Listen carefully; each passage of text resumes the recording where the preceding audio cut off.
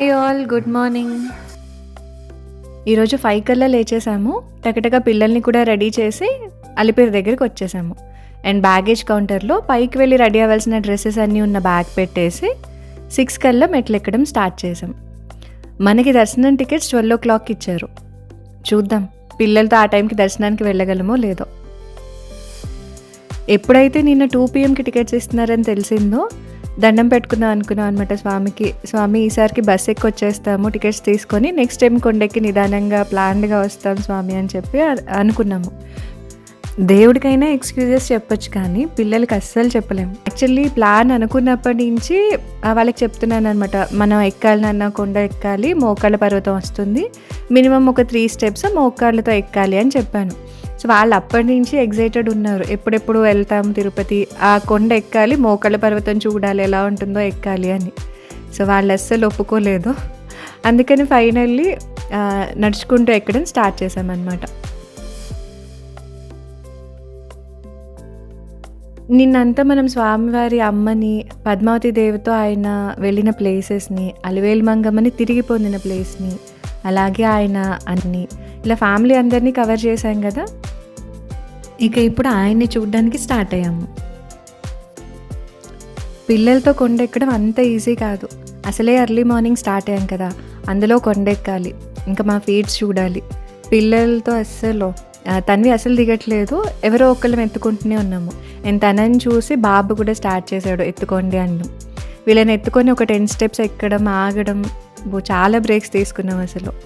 Milk break, Frooti break, అలసిపోతే break. So అలా breaks తీసుకొని ఫైనలీ బ్రేక్ఫాస్ట్ దగ్గర బ్రేక్ తీసుకున్నప్పుడు మాత్రం మంచి యూటర్న్ తీసుకుంది జర్నీ. అక్కడికి బ్రేక్ఫాస్ట్ చేయడానికి ఇంకొక ఫ్యామిలీ కూడా వచ్చింది. వాళ్ళకి పార్థివ్ అని ఒక బాబు ఉన్నాడు. సో తను పిల్లలు ఫ్రెండ్స్ అయిపోయారు, అండ్ మేము వాళ్ళ పేరెంట్స్ ఫ్రెండ్స్ అయిపోయాము.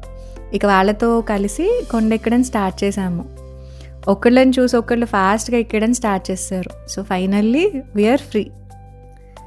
ఈ లైఫ్లో ఎవరికి ఊరికే పరిచయం కాదు, డెఫినెట్గా ఏదో ఒక రీజన్ ఉంటుంది. సో మేము ఎప్పుడు అనుకున్నామో ఇట్లా కలిసి వెళ్దామని, ఇలా అన్ఎక్స్పెక్టెడ్గా కలిసాము.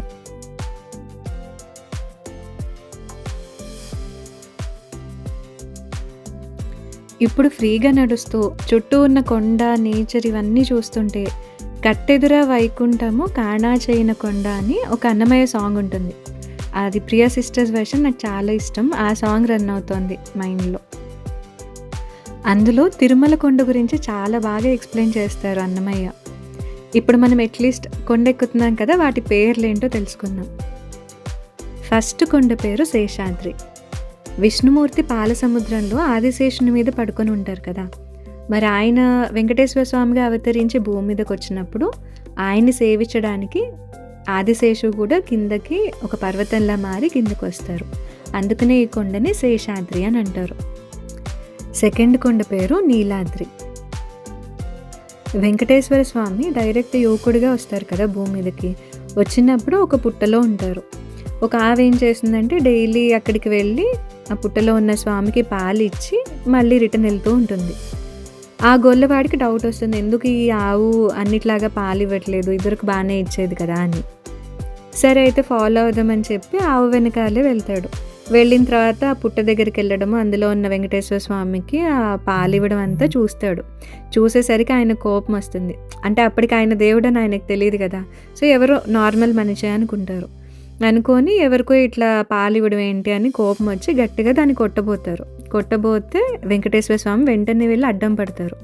అడ్డం పడేసరికి ఆ కర్ర కాస్త డైరెక్ట్ ఆయన హెడ్కి టచ్ అవుతుంది, బ్లడ్ వస్తుంది అనమాట.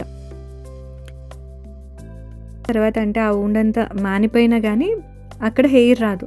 ఇప్పుడు నార్మల్గా మనం పిల్లల దగ్గర చూస్తుంటాం కదా, ఒకవేళ ఏమైనా దెబ్బ తగిలితే మళ్ళీ అక్కడ హెయిర్ రాదు, అది అట్లా ఉండిపోతుంది. అలా వెంకటేశ్వర స్వామికి కూడా ఆయన ఫోర్ హెడ్ దగ్గర ఒక చిన్న స్పాట్ ఉంటుంది అనమాట. అలా ఆ దెబ్బ వల్ల హెయిర్ రాకుండా. సో నీలా అనే భక్తురాలు ఏం చేస్తుందంటే తన హెయిర్ని కట్ చేసి స్వామివారికి సమర్పిస్తుంది. ఆవిడ చేసిన సాక్రిఫైస్కి గుర్తుగా ఆ కొండని నీలాద్రి అని అంటారు.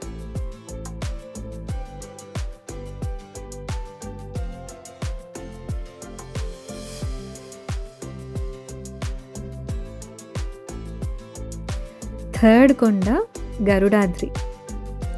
గరుడ అంటే విష్ణుమూర్తి వాహనం, గరుడ వాహన అని అంటారు కదా ఆయన్ని, విష్ణుమూర్తి వాహనం అనమాట.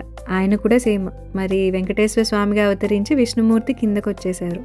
ఆయన్ని సేవించడానికి ఈయన కూడా కిందకు వచ్చేసి గరుడాద్రిగా మారుతారు. ఫోర్త్ కొండ అంజనాద్రి. అంజనాదేవి అంటే మన ఆంజనేయ స్వామి వాళ్ళ అమ్మ. శివుడికి ఆవిడ ఇక్కడే తపస్సు చేసి ఆంజనేయ స్వామిని కొడుకుగా పొందుతారు. దానికి గుర్తుగా ఈ కొండకి అంజనాద్రి అని పేరు.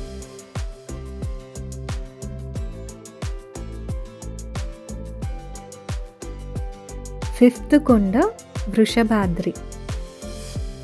వృషభం అంటే ధర్మదేవతకి ప్రతీకగా అన్నమాట. ఇక్కడ ధర్మదేవత ఆ వృషభ రూపంలో ఈ కొండ మీద తపస్సు చేసిందట. కలియుగం వస్తోంది, ధర్మం తగ్గిపోతోంది, ఎలాగైనా మీరే కాపాడాలి అని వెంకటేశ్వర స్వామి కోసం ఈ కొండ మీద ఉండి ఆవిడ తపస్సు చేశారు. ఆ తపస్సుకి గుర్తుగా ఆవిడ వృషభ రూపంలో ఉండి తపస్సు చేశారు కాబట్టి దీన్ని వృషభాద్రి అని పిలుస్తారు.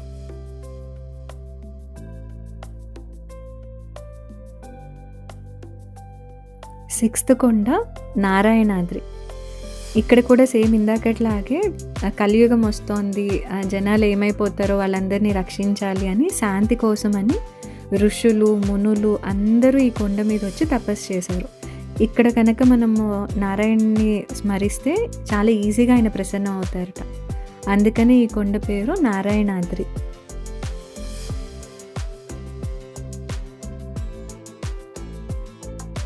ఈ కొండ మీదకే మన వెంకటేశ్వర స్వామి డైరెక్ట్గా దిగి వచ్చారు. ఇక్కడే శ్రీవారి పాదాలు, శిలాతోరణం ఇవన్నీ ఉంటాయి ఆయన వచ్చిన దానికి గుర్తుగా. మన వెంకటేశ్వర స్వామి ఉండే కొండ ఈ వెంకటాద్రి. వేయం అంటే పాపాలు, కట అంటే తీసేయడం. వెంకటాద్రి అంటే ఏ కొండ మీద ఉంటే మన పాపాలన్నీ పోతాయో అదే వెంకటాద్రి. అక్కడికి చేరాలనే మన ఈ జర్నీ.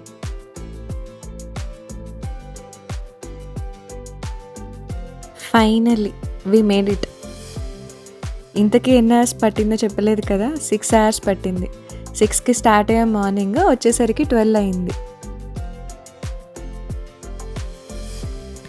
మన దర్శనం టైం 12 అన్నాను కదా, ఆల్రెడీ ఇప్పుడే 12 అయిపోయింది. సో ఫాస్ట్గా బ్యాగేజ్ తీసేసుకొని తలనీలాల సెక్షన్కి వెళ్ళిపోయాము.